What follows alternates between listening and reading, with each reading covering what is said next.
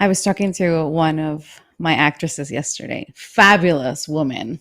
She's adorable. I love her. She was telling me that a lot of people say to her that she doesn't care about the world because she's an actress. What? I know. It gets worse. Okay. They said to her that she didn't have any problems in her life or that she didn't understand the problems that were happening around the world because she had chosen to study acting. What? Exactly. I have a lot of questions. How is that related to anything? This is like going up to an architect and saying, you don't care about the world because you chose to be an architect. It's the Yeah. equivalent. It's just a job. So I was in shock and I thought, I think it's a good time for us to unpack what acting actually means as a job and start breaking these conceptions that it's a hobby or that we are self centered people that don't care about the world. It's time to bring it to the Unfiltered. Welcome to episode 10. 10 Episode question mark. 10. Sex, Relationships careers, and just plain life. From the experience of two Latina actresses. welcome to the Unfiltered. Hey, I am Vanessa Tomasino, And I am Maria Bruson. and we're actresses, film and TV, not porn. A lot of people, it's funny, it's for some reason, every time we say we're actresses in El Salvador, people say porn doesn't count. It's Yeah. like, do you think that's what actors do? I mean, there are some colleagues of Yeah. ours that do porn, in the industry in the United States. I don't know anyone here that does porn. Me neither. Yeah, I don't know. But for some reason, people think that we are unable as Salvadorans to transition to legit acting. So I think today is a good episode to talk about what we do as a job. Before we get into all that juicy stuff, let's unpack what we just mentioned about people thinking that we don't care about the world. I just think it's a very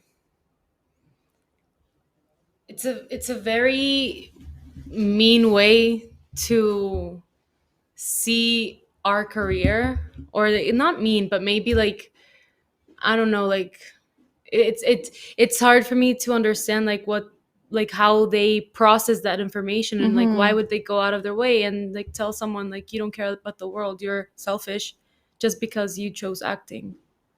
What is it that we do though? Like, what is it that we do that makes you think that this is a selfish career? And I think the media has a lot to I blame. think that's many reasons. I think Hmm. first, um how you mentioned that you don't care about anyone else, like in terms of, in regards that there's, they're comparing us to other careers like doctors, Jesus I Christ. feel like that's where he's coming from. And then there's another point of view that, like, he or she might have, seen the 1% of the that comes with a career, which is like red carpets and like the glamorous part of it, which is the 1%. And not all of actors, well, not all of us like get to experience like that part of being like an actor, because we're not celebrities, we're actors, and there's that this a Ah, distinction between those yes. two things. Key. Hmm. And yeah, so like I'm confused. But you know what? You just made uh, a really good way of understanding the difference between what we do and what people think we do. Is as actors, we work, we Hmm. audition, we really struggle a lot. I It's had like an it's audition yesterday. You mhm, helped me, and I was like, it was it's hard. it's so hard to be an actress. And you usually just started laughing because like it is. It is because it is. But most people think that what we do is what they see in the magazines or online with celebrities. Celebrities is a different thing. Hmm. It's not what we are, and it's not why we join an industry like this one. So you're right. It's a really good distinction. Great awareness to I bring that remember up. I remember the first time that we touched that topic in Hmm. class, and you said like if you're here for fame or to be a celebrity, you're here for the wrong reasons. That's So you true. should leave. That's I true. will never forget those words. It's true, because that's not why we do what we do. So coming back to what this person said and what you were just mentioning, comparing us to doctors, for example. Well, what would you say about people in marketing, though? Like Hmm. people who in business, they're not saving lives either, Hmm. you know, but they're not being judged. I haven't seen anybody online attack a lawyer or Yeah. attack a business person and say you're selfish. Go get a real job, Hmm.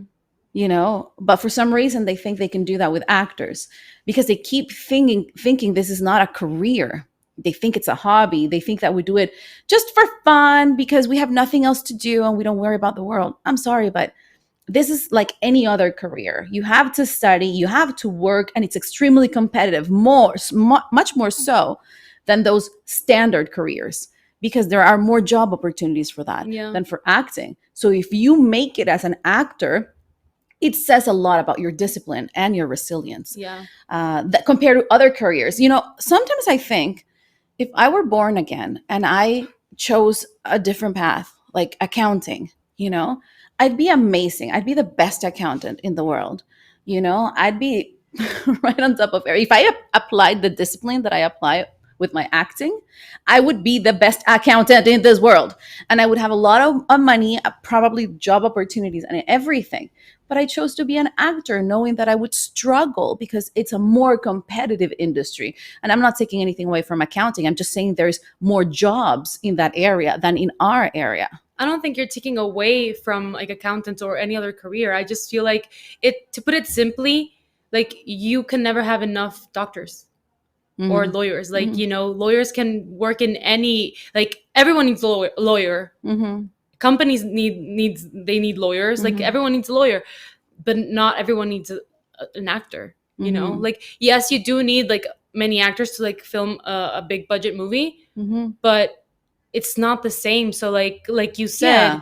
The labor like market is not, the yeah, competitiveness is completely different. Like it's just two separate different things. it is.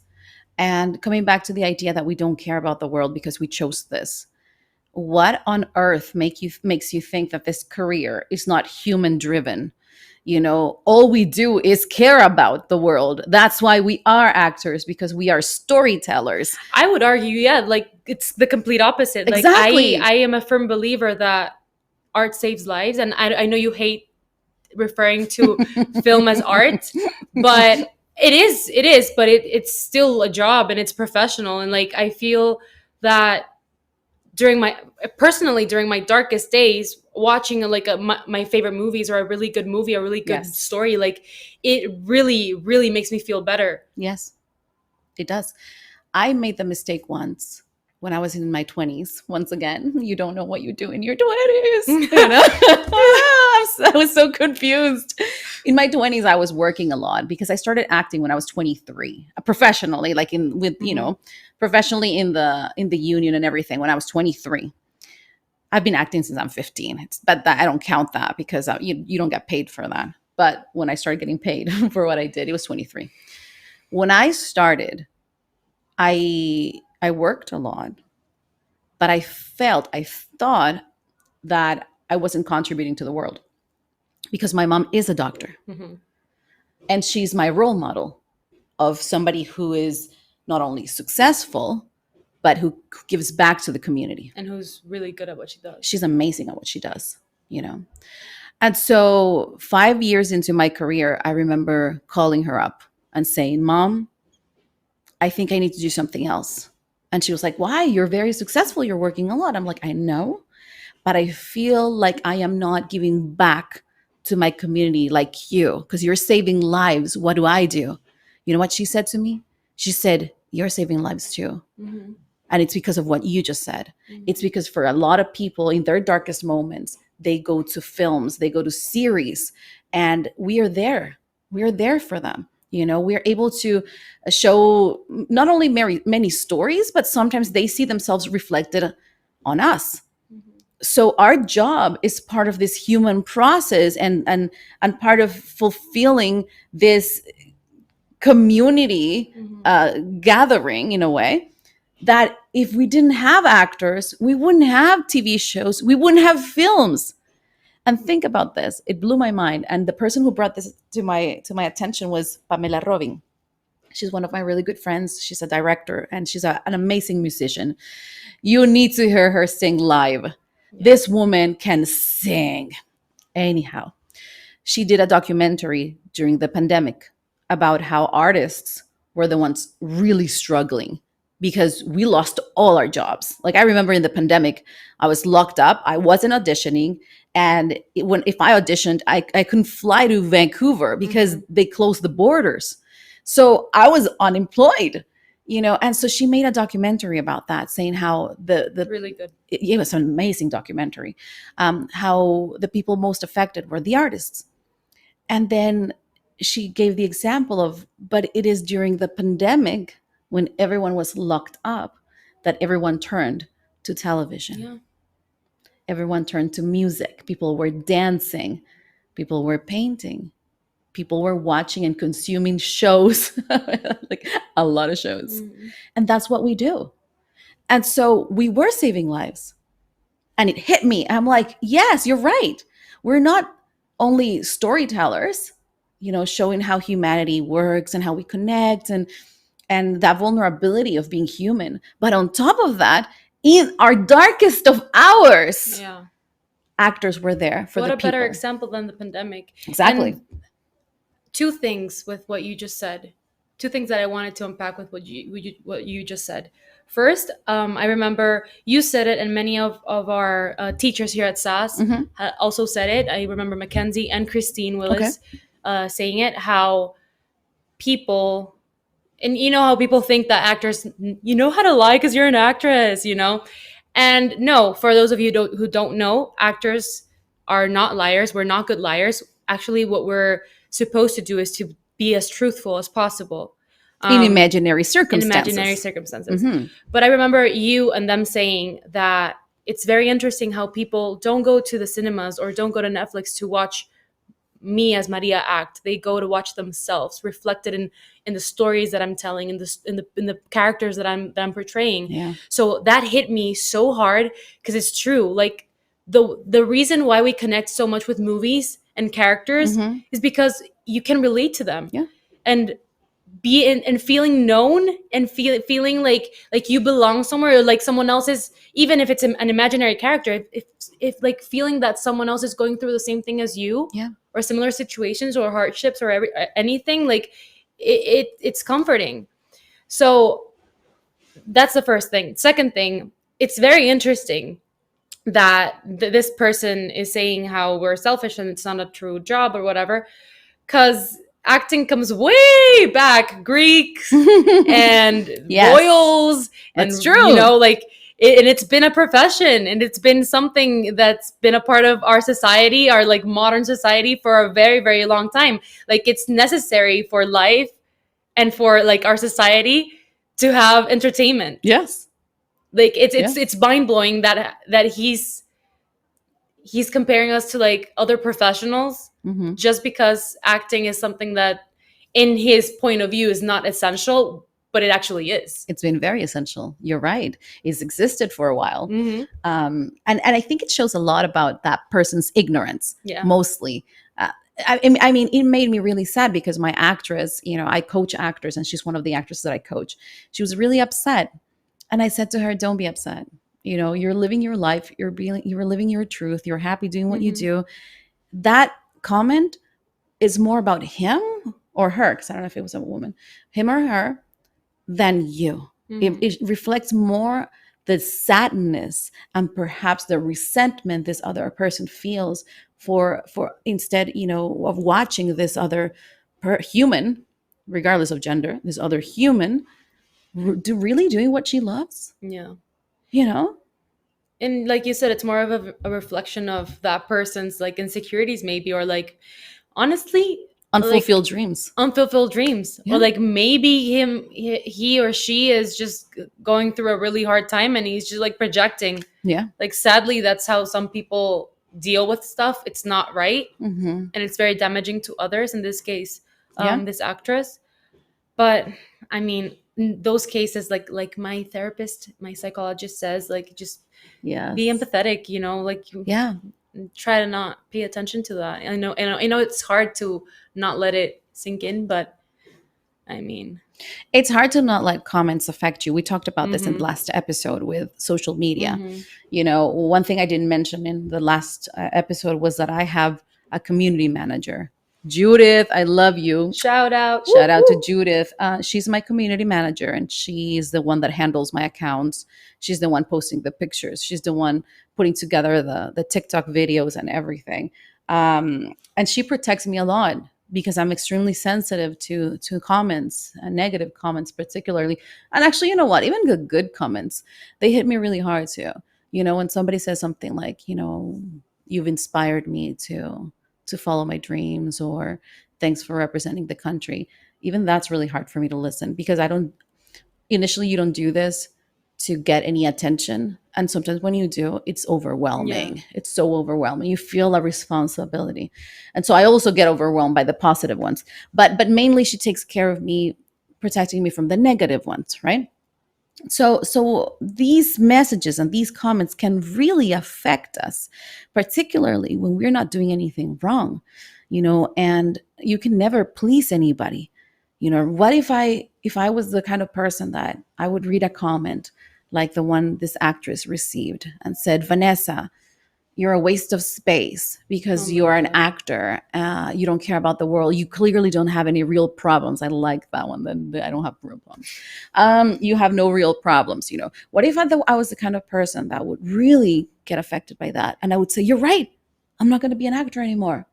I'm going to be, in my case, something that I did is I'm going to be an academic, Mhm. and I go into academia, right? And then I'm doing academia and I'm posting, oh, here are my publications.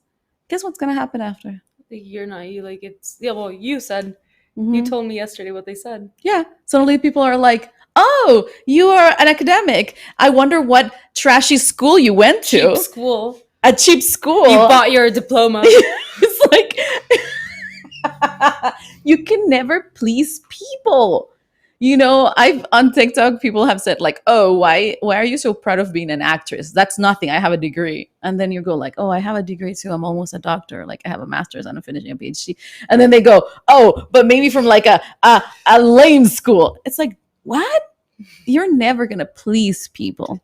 So if you know you're never going to please people, why do the things that they tell you to do and not the things that you want to Yeah, do and just follow your not heart? entertain what they're saying. I think it's the easiest and the hardest thing, because like Yes. it's really hard to just stay quiet and just be like, okay, just move on, go on with your Yeah. life. But in the long run, it's the easiest thing because they're always gonna have something to say. They're always gonna find a Always. flaw, in whatever you do. Yes. It is. Let's try to tell people what we do in like simple terms, so that if you're listening to us for the first time, and you don't know what actors do, welcome. It's going to be a really fun episode for you. um, and if you are an actor, then you understand the struggle. Then, Yeah, hi. and the struggle is real. Okay, so as actors, our job is to tell stories. Mhm. We're not telling stories necessarily of people that are like us, in the sense that sometimes you can come across any either a story that's completely imaginary, sci-fi, you know, or it could be based on somebody who's real, Mhm. you know. So as actors, our job is to be super honest in that imaginary circumstance by accessing a part of ourselves that can tell that story. Okay, Yeah. so we're not imitating other people, we are not lying, we're not faking a scene. Instead, we put ourselves in that situation, and then what you see on the screen are real fights, real feelings, real struggles that we show. That's what we do. Well, a lot of people say, then it's super easy to be an actor. How do you cry? They ask me that all the time.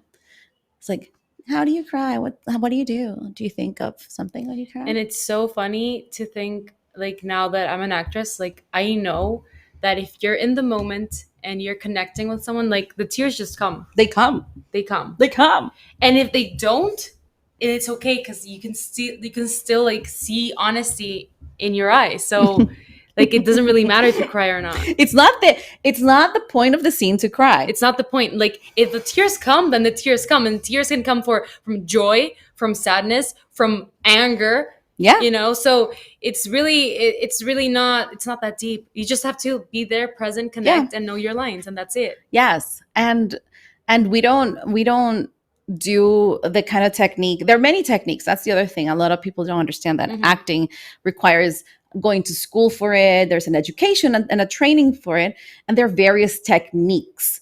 And so the technique that we used is one created by David Mamet, and the name of that technique is practical aesthetics. Yeah, practical aesthetics. Super harsh name compared to the other ones that are funky and exciting, like method. We don't do method.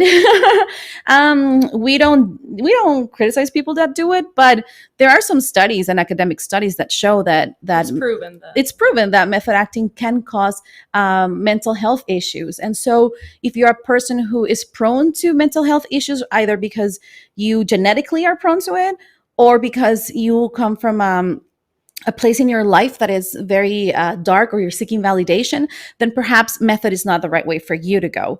But we don't do method. So what does that mean? It means that we don't transform into a character at all. Yeah. Like we don't get into character. No, it's just us. We don't like to risk any PTSD or trauma resulting in a role. It's not worth it. I was reading Bill Esper. Bill Esper was a teacher from Meisner, and he studied with Sandy Meisner.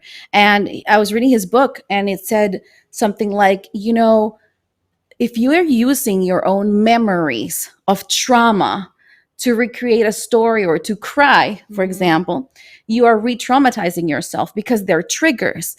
And so every time that you go into a scene, you become traumatized once again, and then your body locks as well because it remembers violence, it remembers pain and stuff like that. So how can you perform professionally? How can you connect with another person in a scene, remember your lines, hit your marks, and all that stuff when you're locked in this moment of trauma? And that's something that was so clear to me. It's like, you're not supposed to use your own memories to create a character or to live a scene truthfully. Because then you would have, imagine if you had to play a murderer. What memory do you access? That one time I killed somebody, it almost makes you think that as an actor, you have to live through all those moments in your life in order to tell the story.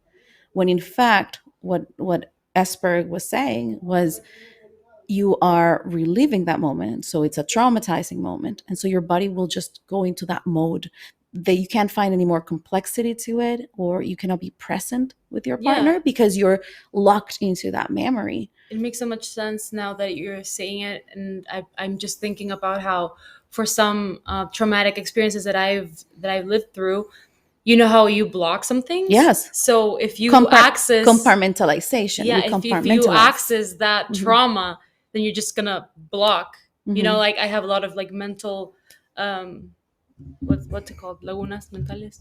Yeah, like you forget things. Yeah, I just have like some memories are really blurry, like traumatic memories are really blurry. So it makes sense that for survival, by the way. Yeah. Imagine like being on set and just like trying to access that and just like blank. Yes, you would go numb. Yeah. No, that's why we don't do that. So what we do, and that's what Bill Esper says, is what we do is we use daydreaming. Daydreaming. I daydream all the time. I didn't know, that I didn't know, because I daydream all the time. I didn't know this is why I'm a good actor. I'm not saying I'm the best actor, but I'm saying I'm really good at what I do because I daydream a lot. And I didn't know that for acting because in practical aesthetics, we don't touch on daydreaming that much. I mean, we've mentioned it, but it's not something that's so present in your learning process, right? For us in practical aesthetics is learn your lines, listen to the other person, and have an objective, fight for something, right? Those are three pillars. Yeah, you don't need much more. But the idea of daydreaming, that concept of daydreaming, I daydream all the time. Like I'm at the supermarket and I start daydreaming. What if I won the lottery? What would I buy today? If I could buy anything, I'd be like, oh, I get this fancy cheese. Like I daydream. Or I'm at the store and you see, you see something really nice and you're like, what if I had that? And you start daydreaming. Yeah. So that daydreaming thing is a tool for I love actors. that. Yeah, I love that. We should look into it in class. Well, I mentioned it Yeah. yesterday in class because it hit me because I didn't understand why I was able to do it so easily in my scenes. Mhm. It's because I daydream all the time in Mhm. real life. And you know how in school you're in class and you're not paying attention because you're daydreaming, and then Mhm. the teacher says, "Hey, pay attention, don't daydream," right? Mhm. Well, they don't know they're killing your creativity as an actor, as and many other artists as well, because daydreaming is what allows you to create. I don't like the traditional educational system, but that's another Nobody topic. does. Nobody does. And I tell you, as a teacher, because I've taught in university, Mhm. and I can tell you that our Are you education sure? But you're probably like a really bad teacher. clearly, or some shitty school. Why do you have to be like that? TikTok and Instagram. But I've been a teacher, and I can tell you that there's so many things that are wrong with the education system, and it comes back to acting. The idea that even the education system that we have doesn't allow for alternative jobs. More so in El Salvador than in North Yeah. America. Because in North America, anybody can be anything right now. And Mhm. that's really cool. And there, I think you can get into robotics. You can go to the NASA. You can be an actor. You can be a painter. You can be a singer, a musician, whatever. In El Salvador, it's still not an option. No. You're still just a doctor or a lawyer or a business person or a marketing person or in communications, broadcasting. Mhm. That's it. And psychology. Sorry, I forgot the psychologists. And psychology. Those are like the standard traditional jobs. Anything else is alternative. And alternative means you're going to die poor. Yeah. That's what people think. And that's part of the mistake in the educational system that we have right now. But yeah, I can tell you it stifles creativity. So every time that somebody says to you, don't daydream, they're literally just they're telling you, don't be different, follow this path, be a Mhm. worker, not a creator. And it's a problem because the way that this world is going, these traditional jobs are not going to exist. They're not going to pay as much. We can see it here in El Salvador. Doctors, they don't make that much Yeah. money. No. Plastic surgeons do. Holy. If Yeah. you want to make money as a doctor, become a plastic Plastic surgeon. surgery. Yeah. Yeah. My mom is a liver doctor. She does liver transplants and she checks your stomach, and guess how many patients she has in her private practice? None, because they show up until they're dying. At that point, they're like, "Oh, you have cancer. There's nothing we can do, or we need to have operate on you, and that's it, right?" But Oh if you my go god. to a gynecologist, for example, she's always busy because women need to have checkups every few months, Mhm. right? And you have babies, so you have to go every week almost. So they're busy constantly.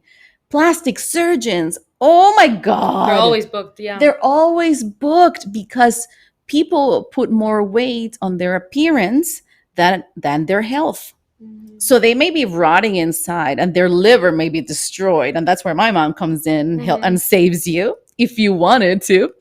Mhm. But instead, they choose to use that money on changing their nose or getting liposuction or getting breasts implants and things like that, right? So you also have to be careful with the kind of what kind of, when you say doctors save lives, also think, okay, what kind of doctors are we talking about Yes. here, though? Because there are a lot of people making money from other things, and then there's my mom saving lives, and she's like Someone who eating. worked throughout the entire, like, all of the pandemic and was risking Yes. her life daily. Yes, that's a really good example. I didn't see my mom throughout the pandemic because she was in the hospital with people, and I could see it in her face every time a colleague died. I could Yeah. see it on FaceTime, obviously, because I couldn't see her, but I could see how tired, Mhm. emotionally stressed this woman was. I had never seen my mom like that. I think the other only time I saw her like that is when we thought I had cancer. And that's a story for Another it's story. a story for another day.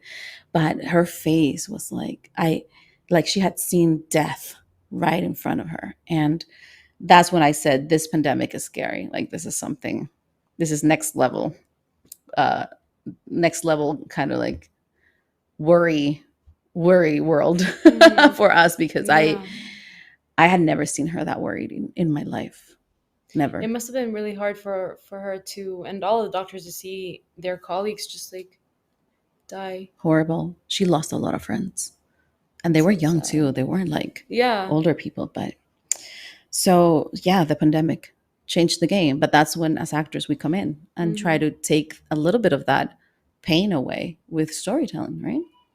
So living a life of the actor is very stressful, and I think not everybody can handle it. I've seen so many actors just leave Give the up. profession and give up because it's too hard on their mental well-being and their family, and financially stressful as well, because if you're not booking means that they give you a role. So if you're not getting roles, you're not working, you're not getting money, and it can put a stress on your family for sure. Mm-hmm. So I've seen a lot of actors who just end up being real estate agents, or they marry somebody rich, or they decide not to just not to be actors anymore because of the pain. It's painful to go to an audition every time and get rejected. That's the equivalent of going to a job interview, that most people just go to a job interview once every 5 years or once every 4 years, or maybe once every 20 years. Mm-hmm. We do that with an audition every day. And so you get rejected every day. It's And part of the job. auditioning is like the actor's real job. Like being on Yes. set is already a privilege. Yes, absolutely. When you get invited to audition, that's a big win. When I get invited to audition, I don't care if I get the role or not anymore. I'm just happy And that they thankful. and thankful and grateful that the casting director wants to see me and that they remember me and they think I can tell the story. And I walk into that room, or I send myself tape with the idea of, this is my version of the story. If you like it, then we work together. If you don't like it, that's okay. It's not for me. It's not for me. Correct. And so we're like athletes, we work really hard. It's discipline. Actually, I think that that's one of the reasons why you and I do well. It's Yes, because we were both athletes. Mhm. sports, it really molded who I am today. Like I learned so much from being an athlete. I used to play soccer and tennis, and I did some track and field as well.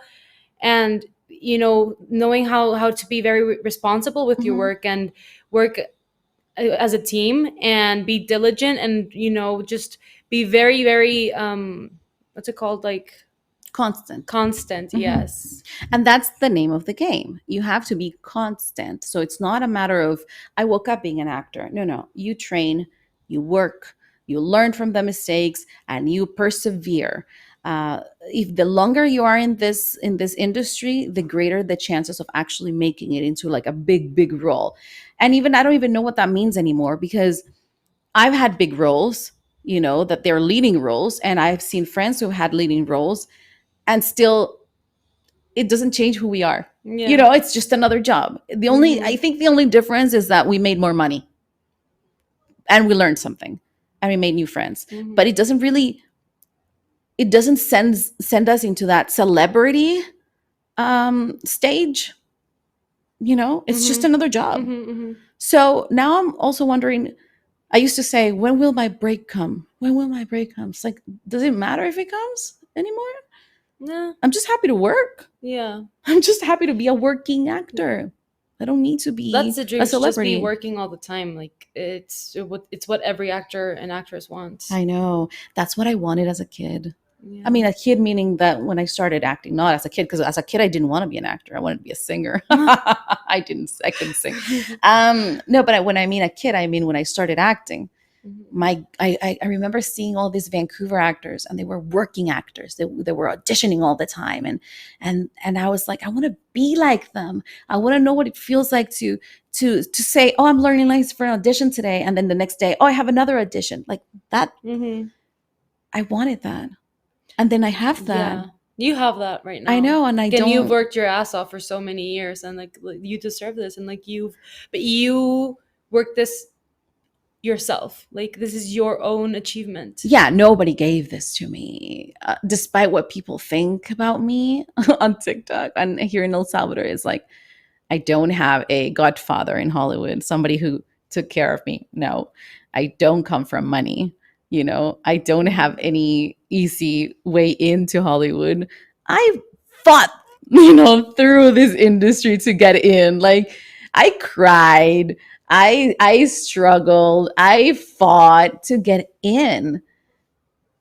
But here's the thing, now that I am in, sometimes I forget how grateful I should be about that because I want more, right? Because you're like, okay, now I want more. I want more. Yeah, but it's natural. It's It's only natural natural. for you to want more. I know. But I am living the life that I wanted. Like I am the working actor. Hmm.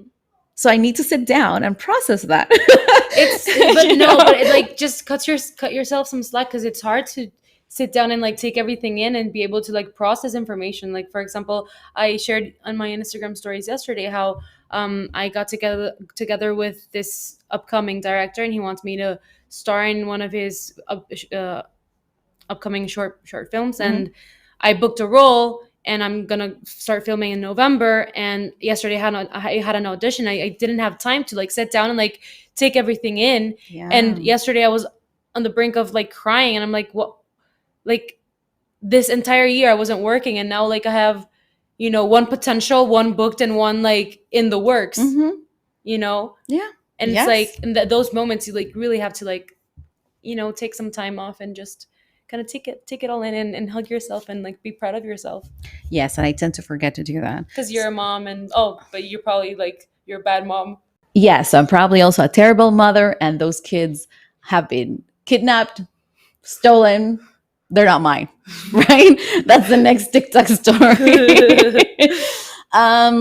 Yeah, so that's a little bit of our lives as actresses. It's hard, like any job, and we do care about the world. That's why we are actors. We're more sensitive than most people, and that's why we love what we do, and we still have a long way to go.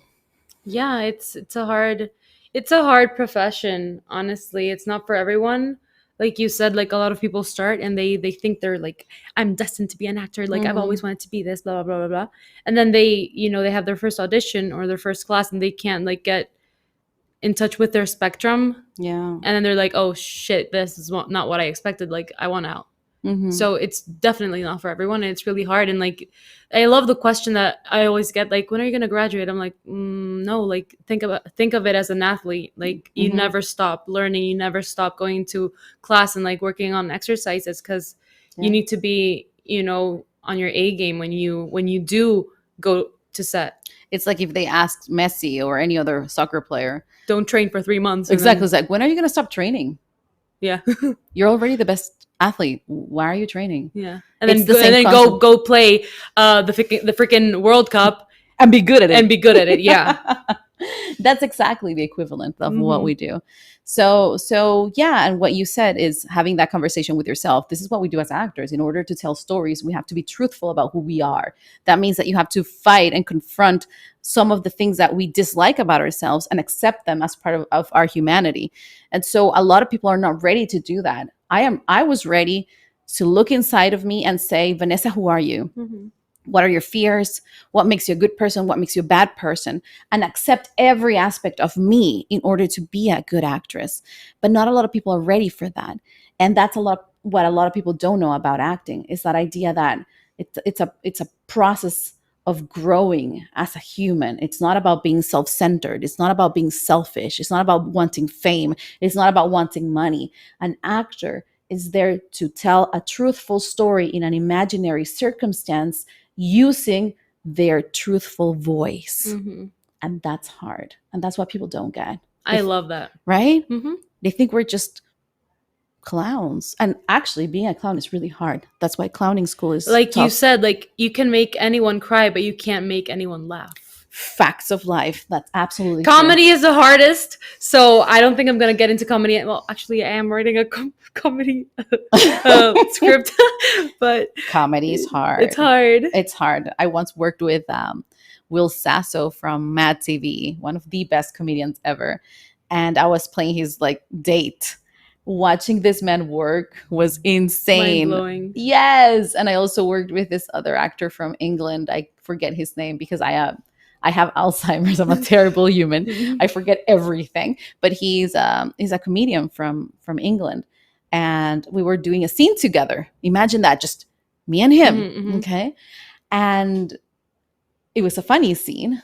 Obviously, it was funny because he was really good at it. I was just reacting to whatever everything he Hmm. was giving to me. At the end of the scene, he comes up to me and he says, "You know," he goes, "you're very funny." I was like, "What? Thank you." It was by far the best compliment I could get as an actor, having like a world renowned comedian come up to you and say, "You're funny." Mm-hmm. Yeah. Just thinking about it, I feel Yeah, like I want to retire right now. comedy's hard. It is hard. So, okay, so that's us in a nutshell with acting. Yay. Yay! Acting is hard. We are real humans. We're not selfish. We don't do this for the money. We don't do this for the fame. We're just like any other human, loving what they do, training and getting an education to do what we do, and then helping other people when we can. Yeah. Because I know you help a lot of people. Because Yeah. acting is essential for our society. It's very essential for our society. And then when you think of it, not just as art, but also as business, you create jobs for It's a people. multi-million-dollar business. Exactly. And you create jobs. I've created many, many jobs for producers, for actors, for writers, but I've also created an acting studio where I give scholarships to actors who can't pay, their monthly fees to learn acting. So we all help. So the idea that actors don't care about the world, we do care about the world. So that's us, the actors of El Salvador. And you can see our work or stay tuned to like our projects and like everything that we're into. You can find me as MF Bruson on Instagram and TikTok. And you can find me as Vanessa Tomasino, 1N, 1S, on TikTok and on Instagram. We'll see you on the you next next one. episode, number 145, because I think it's 10 today, right? So 11 the next one. Yeah. Okay. So I think we'll see you episode 11. Take care. Bye. Bye.